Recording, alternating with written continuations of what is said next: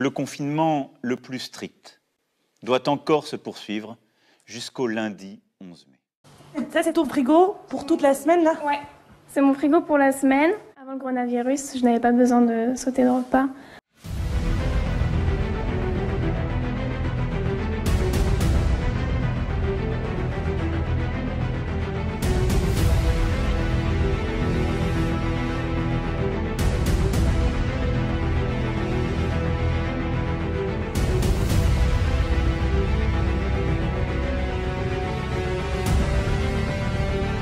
Frigo solidaire. Frigo solidaire. Ouais, des frigos installés dans la rue que chacun peut remplir. Il y avait dans quelle ville il y avait des frigos solidaires? Différents frigos solidaires à Berlin, d'autres partout dans le monde.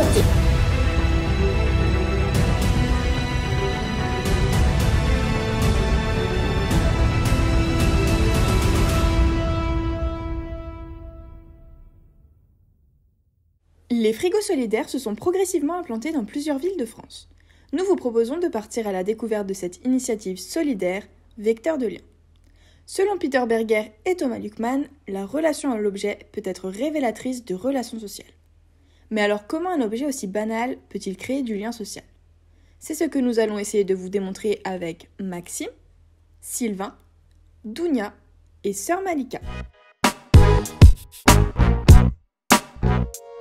Ça reposait sur une initiative citoyenne, donc c'était pas du tout géré par une personne en fait. Il était juste là en libre service et tout le monde pouvait déposer et récupérer, mais il n'y avait pas de personne qui était en charge du frigo. En fait, c'est vraiment un réseau communautaire, quoi, de communauté frigo solidaire. J'en ai créé un devant mon resto, enfin le resto que je tiens avec ma mère depuis bientôt 10 ans là. C'est dans le seul et principal but de lutter contre le gaspillage alimentaire.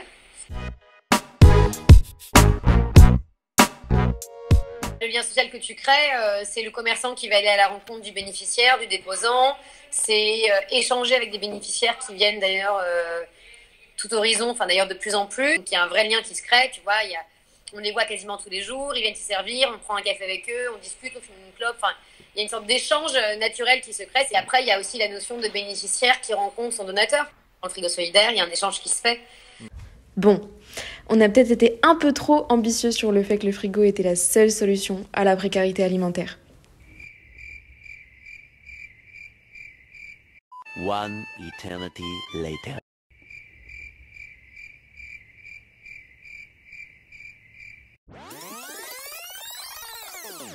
Suite à nos observations filmées, nous avons constaté que les interactions n'étaient pas si nombreuses autour du frigo, voire inexistantes. Finalement, les receveurs et donneurs ne se croisent pratiquement jamais. Le frigo s'avère plutôt solitaire que solidaire. Mais alors, quels sont les facteurs limitant les interactions avec le frigo? Avant de passer au développement, nous avons demandé à nos intervenants quels étaient leurs liens avec le concept des frigos solidaires. Mais après, c'est pas le principe du frigo solidaire, oui.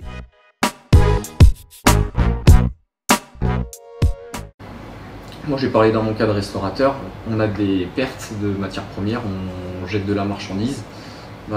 Plutôt que de la jeter, c'est cool de pouvoir la valoriser pour des personnes qui ne peuvent pas se nourrir correctement ou quoi que ce soit. Le fait de pouvoir tout mettre dans le frigo, forcément c'est 10 fois mieux. Si en plus ça peut profiter à d'autres personnes, c'est encore mieux. Je me suis dit pourquoi pas tenter l'expérience entre guillemets quoi. En tant que donneur et receveur aussi, les deux, quand on peut quoi.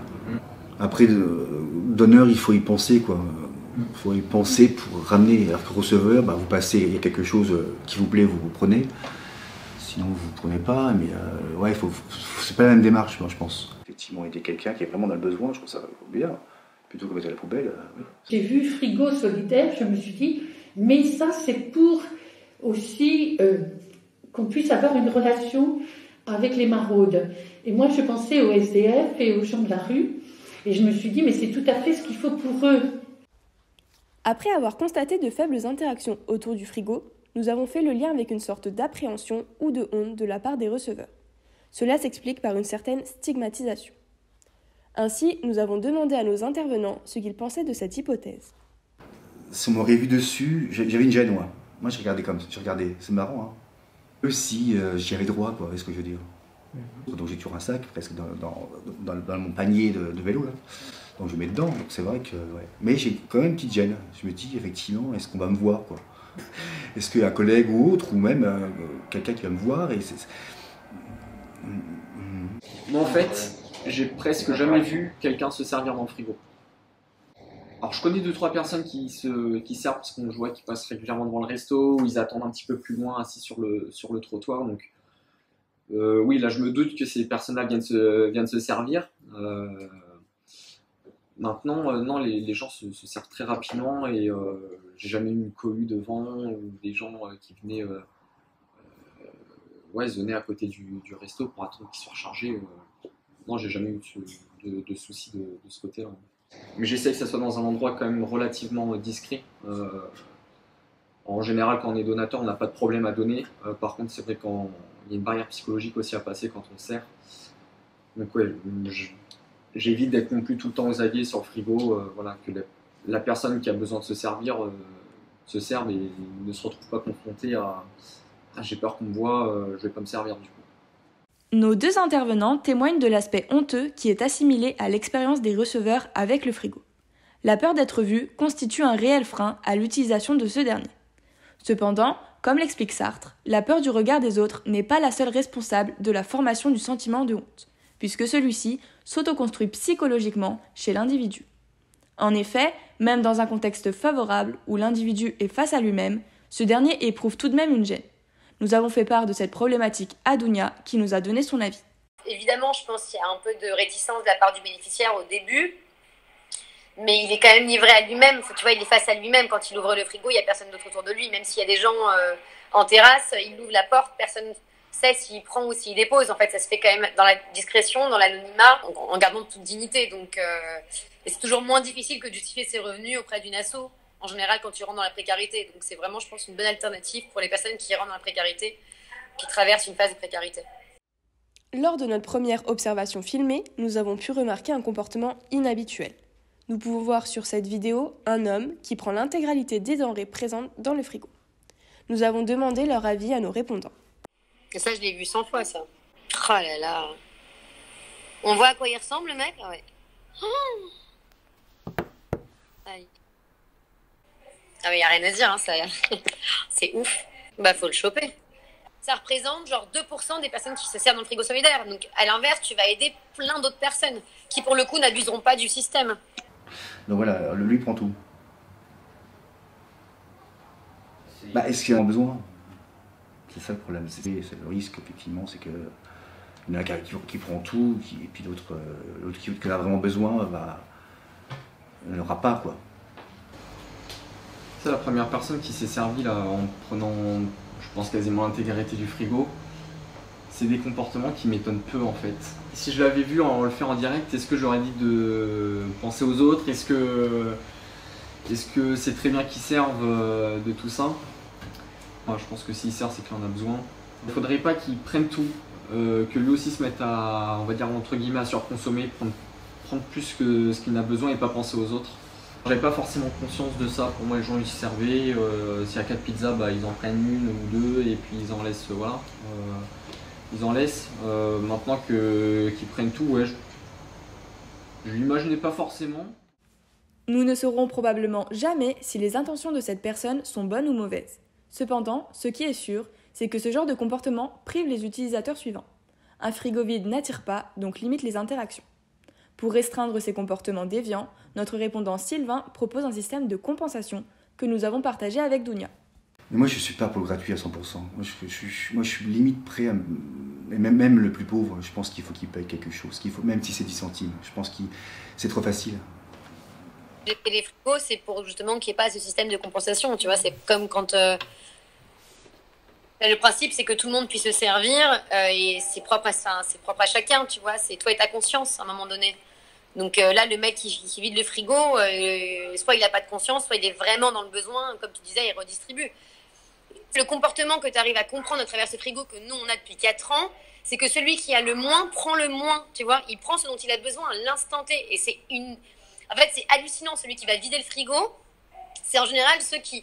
Je dis pas qu'ils sont pas dans le besoin, tu vois, ou ne connaissent pas cette notion de ce que c'est vraiment être dans le besoin. Nous avons demandé à nos répondants quelles étaient, selon eux, les raisons du faible nombre d'interactions autour du frigo de Nancy. Le caractère individualiste de notre société est beaucoup ressorti. Après, c'est comme tous les bons, entre guillemets, tous les bons plans. On est tous pareils. Le problème, c'est qu'on ne partage pas tous. C'est l'être humain qui est comme ça. Alors, il y en a qui sont généreux hein, de nature, mais les SDF entre eux, ils ne vont pas se dire tiens, en fait, va voir qu'il reste en nous qui se dit si je lui dis, moi demain, je n'aurai pas. On est là pour les sensibiliser et leur apprendre à vivre en communauté. Ce qui est quand même apparemment difficile en 2021 pour beaucoup de personnes, parce que le caractère individualiste s'accentue de plus en plus. Mais je pense que ces frigos contribuent à de l'entraide locale, on ne le dira jamais assez, et lutter contre le gaspillage alimentaire. Donc si à travers ce dispositif, on n'arrive pas à faire comprendre aux gens qu'ils ne sont pas seuls à mourir de faim et qu'il y a d'autres personnes qui sont dans le même cas, on n'arrive à rien, du coup, tu vois. Une des autres limites du frigo solidaire et de ses interactions relève de la théorie du don. Selon Marcel Mauss, le don est composé de 3 moments, donner, recevoir et rendre. Cela signifie qu'il existe une forme d'obligation et de contrainte.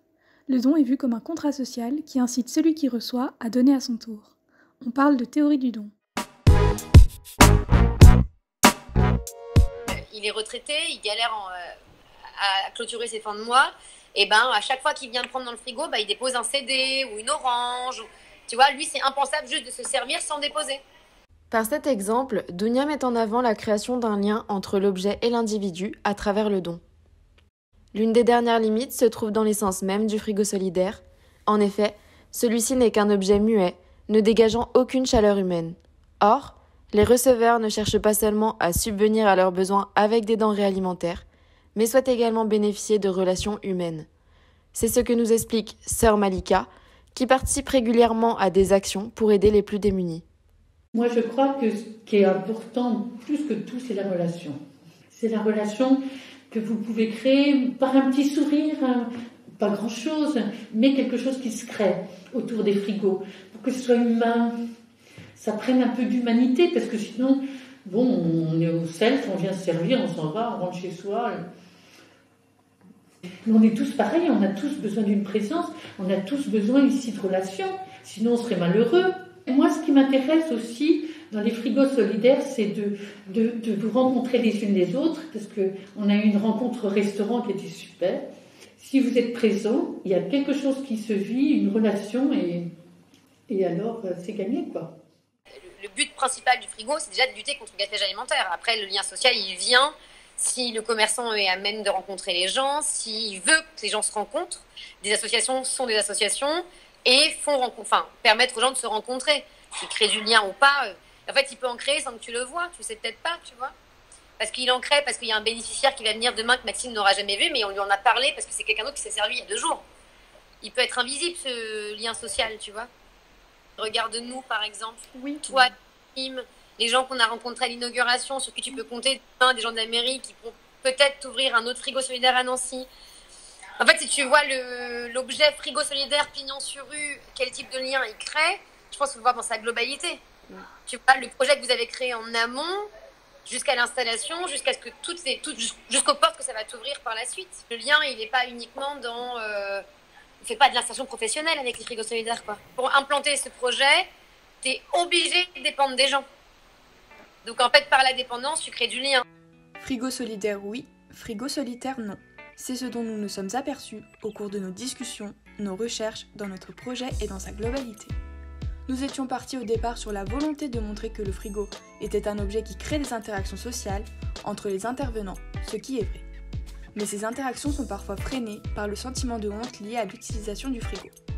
Un système de compensation tel que celui proposé par Sylvain pourrait alors être mis en place afin de pallier cet obstacle.